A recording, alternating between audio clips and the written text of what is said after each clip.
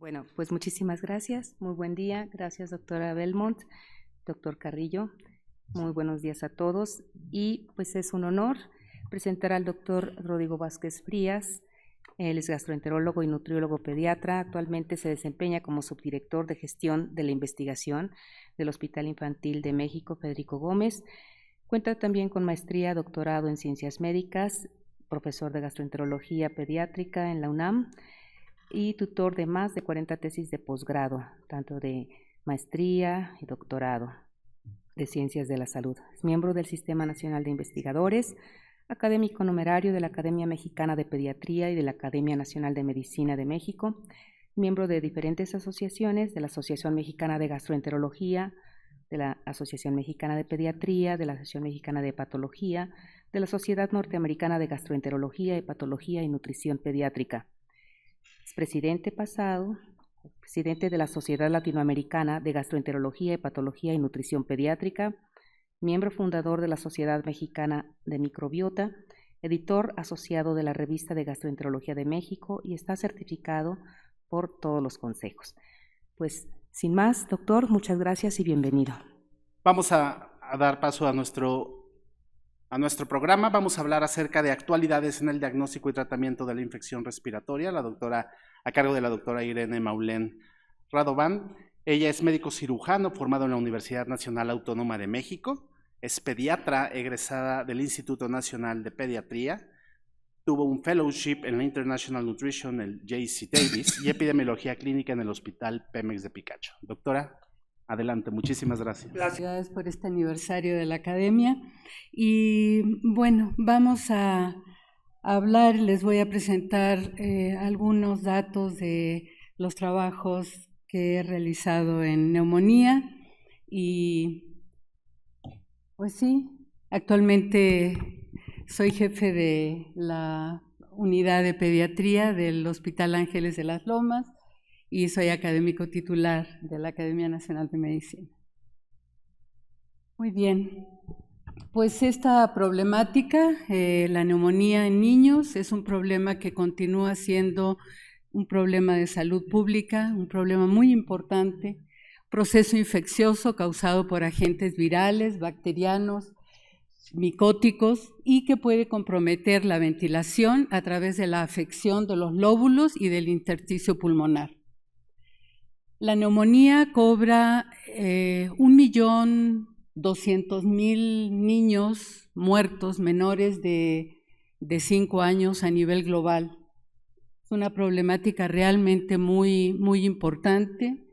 En México tenemos subregistro y está un poco atrasado el reporte, pero en el año 2024 se reportaron 150 muertes aproximadamente a nivel de todo el país en menores de 5 años.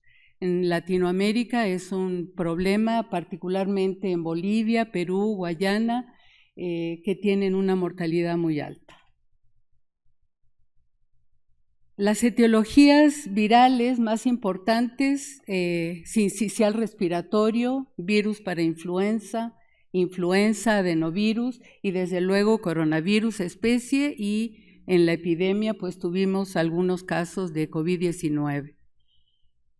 A nivel bacteriano, particularmente Streptococcus pneumoniae, Haemophilus influenza, Staphylococcus, Mycoplasma pneumoniae, en escolares en particular, clamidia, bordetela y, sin olvidar, Mycoplasma tuberculosis.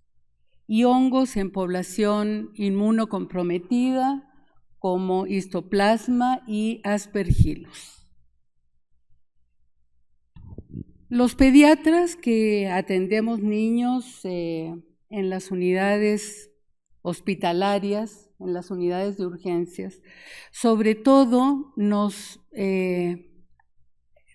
enfocamos en determinar cuáles son las características clínicas para el diagnóstico. Y la Organización Mundial de la Salud recomienda el diagnóstico, sobre todo en las comunidades y en los países que no tienen grandes recursos de salud, fundamentalmente enfocarse a la clínica. Los datos clínicos No sé si aquí tenga yo un señalador, de favor.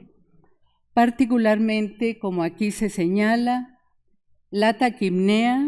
Les decía que fundamentalmente los datos clínicos, taquipnea o polipnea, el tiraje subcostal, intercostal, supraesternal y el cabeceo, que es un dato clínico de gravedad. Entonces, la Organización Mundial de la Salud recomienda que a nivel comunitario el médico y el trabajador de salud se fundamenten en los datos clínicos para el diagnóstico. Debemos recordar la frecuencia respiratoria normal de acuerdo a la edad en los menores de 2 meses, por ejemplo, hasta 50. La frecuencia respiratoria normal y la regla de taquipnea, como se ve aquí, 10 por cada rango de edad, 60 para los menores de 2 meses, de 2 meses a 1 año a 50, de 1 a 5, 40 y menor de 5 años 30. Entonces, este dato pivote clínico fácil de medir con un segundero y contándole en 30 segundos o en 1 minuto al niño, va a permitir un diagnóstico preciso para el diagnóstico de polipnea y taquipnea. Y desde luego a nivel de los consultorios para todos los que vean niños. Enseguida, afortunadamente, tenemos ahora la medición del oxímetro transcutáneo, la saturación de oxígeno y la medición del índice de Kirby a través de la presión alveolar de oxígeno sobre la FiO2 ofrecida al menor, el índice de Kirby igual o mayor de 300, menor de 300 para indicación de que se trata de un paciente ya con hipoxemia. Entonces, estos datos sencillos clínicos, aunado a la auscultación de un síndrome de condensación o de derrame o intersticial, va a permitir el diagnóstico a nivel de la comunidad, a nivel de los consultorios, a nivel de urgencias, antes de dar de alta a un paciente. Muy bien, y a nivel de los hospitales, recordar el triángulo de evaluación rápida pediátrica, que es la apariencia clínica, la evaluación de la ventilación y el estado neurológico.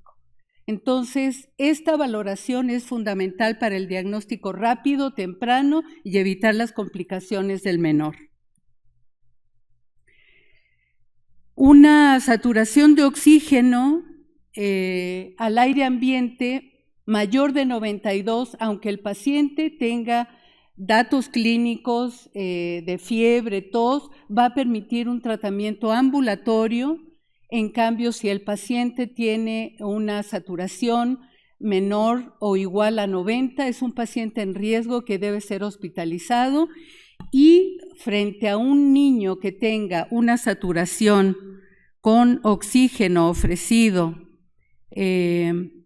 menor de 90, pues vamos a considerar lo que es indicativo de hospitalización, evaluarlo a través de la clasificación de PALIC-2 y ponerle puntas nasales o puntas de alto flujo, CPAP o de plano ventilación mecánica.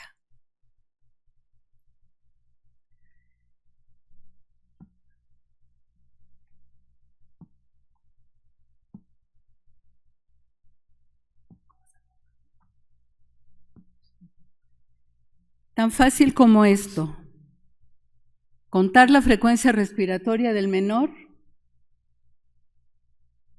ver el tiraje subcostal,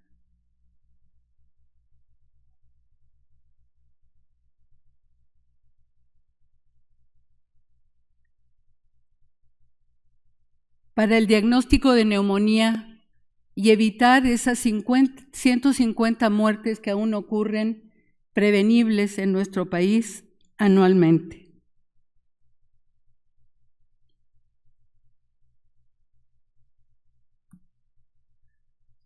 Tiraje subcostal y retracción external, retracción supraclavicular y el cabeceo, que es el movimiento, como ven, de la cabecita del niño al momento de la inspiración.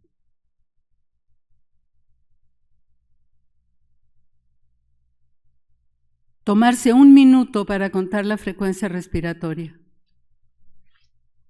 El aleteo nasal en los mayorcitos, como en este pequeño, en donde fácilmente se ve la polipnea y el movimiento de las alas de la nariz para intentar aumentar el volumen respiratorio, el volumen corriente.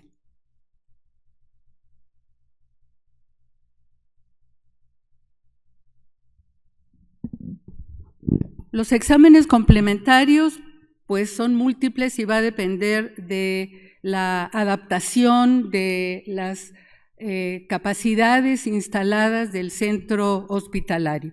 Biometría, proteína C reactiva, procalcitonina, radiografía de tórax, un panel respiratorio por PCR, cultivo nasofaringio, hemocultivo, gasometría arterial para calcular el índice de Kirby, hasta tomografía y en los escolares, tomografía de senos paranasales, que seguramente es la causa de muchas de las neumonías en escolares. La radiografía de tórax con la imagen de consolidación pulmonar, con la imagen de opacidad en uno o varios hemitórax, o las neumonías complicadas como esta, con bulas, con tabicación, son las neumonías complicadas con mucho tiempo de evolución. Esta es una revisión de 1 año y 6 meses del Hospital Ángeles de las Lomas, en donde recibimos en este tiempo 174 niños con neumonía. Se hospitalizaron con neumonía principalmente grave, como ustedes pueden ver allí, el mayor número. Vean la edad, pues son menores de edad. Predominio de varones. Vean ustedes cómo la desviación de las percentilas nutricionales de peso para la edad, pues no está la población tan grave, pero sí, viendo intervalos de confianza, también en los hospitales estamos viendo pues niños con una desnutrición importante, sobre todo relacionados a problemas de salud previo. La saturación al ingreso, que es un indicativo de gravedad, los días de hospitalización, 5 o más días. ¿Cuáles son los agentes que encontramos a través de hemocultivo y a través de PCR? Sobre todo estreptococo neumonía, hemófilus influenza y virus sincicial respiratorio o influenza o parainfluenza. Aquí está la etiología. Vean ustedes el número 1, estreptococo neumonía y hemófilus influenza y sincicial respiratorio. Indicaciones de hospitalización para nosotros en el Ángeles Lomas: insuficiencia respiratoria, la apariencia tóxica, una saturación de oxígeno menor de 90 al aire ambiente, menor de 6 meses y presencia de complicaciones.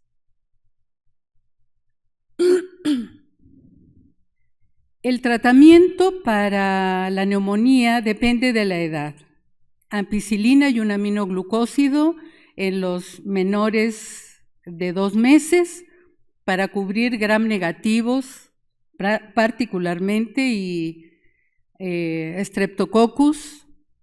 En lactantes, amoxicilina si el tratamiento va a ser oral en su domicilio, a dosis de 80 por kilo, o cefalosporina de tercera generación para cubrir el estreptococo y el hemófilus principalmente. Y en los escolares, agregar un claritromicina para la cobertura con un macrólido por Mycoplasma pneumoniae. En caso de una neumonía de focos múltiples, el utilizar oxacilina por muchos días. Desde luego, el tratamiento complementario, oxígeno, broncodilatadores, fisioterapia pulmonar y, sobre todo, la nutrición. Bueno, estos son medidas preventivas que forman parte de la prevención, la vacunación, la lactancia materna, el lavado de manos y evitar el confinamiento a nivel o dentro de la casa. Trabajamos con la Organización Mundial de la Salud en diferentes protocolos en neumonía, sobre todo en el Instituto Nacional de Pediatría y en el Hospital Juárez de México.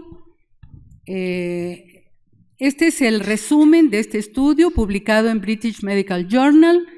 Trabajamos con neumonía grave en prácticamente 1000 niños, en donde el diagnóstico de neumonía grave era incapacidad para beber y cianosis, la existencia al ingreso de una saturación menor de 80 y con clasificación de falla respiratoria como la persistencia de polipnea al día 5.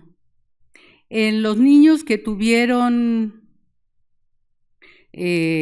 el tratamiento al ingreso fue con ampicilina y gentamicina en un grupo y cloranfenicol el otro grupo, y los niños que se encontró Staphylococcus con oxacilina a 50 por kilo por día. De oxacilina y trimetoprim sulfametoxazol en el caso de que fuera Mycoplasma pneumoniae, sobre todo en África, en donde ustedes saben la población infantil con neumonía, el 20% es VIH positivo.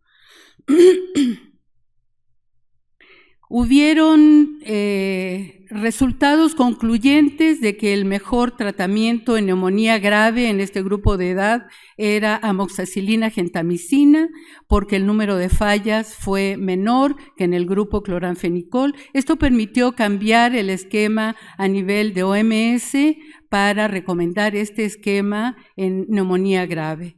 Y los pacientes que tuvieron falla con el esquema amoxicilina gentamicina, se utilizó ceftriaxona o cefotaxima, y en conclusión pues se adoptó este esquema de amoxicilina gentamicina para recomendación de OMS. Esta es la tabla en donde para el seguimiento con las fallas. Y un análisis también publicado en British Medical Journal de Global Health en niños de la misma edad, de 5 a 59 meses, en 20 países, 27,388 niños evaluados, en donde se encontró que comparando como endpoint, como punto final sobre vida o muerte con el esquema de amoxicilina oral a 80 por kilo, se encontró los siguientes datos.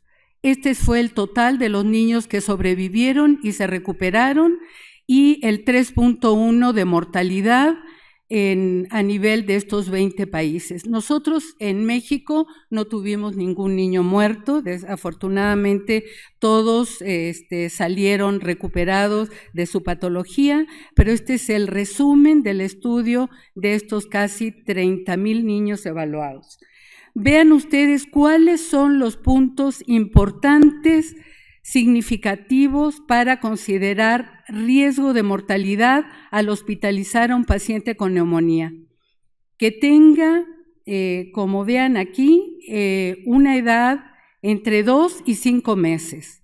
Que tenga un indicador de peso para la edad con menos de 2 zetas de este índice, indicando estado de malnutrición, incluso un número alto de -2 a -3, y una saturación menor de 90 al momento del ingreso, son indicativos de riesgo de mortalidad, o estado neurológico alterado, estado de sopor. Estas son todas las diapositivas, esta es toda la presentación. Dejar como conclusión de que la evaluación clínica tiene un valor fundamental para el diagnóstico de la neumonía y de la gravedad de la neumonía y la necesidad de transferir a un centro de alta especialidad para manejo de oxigenoterapia. Muchas gracias.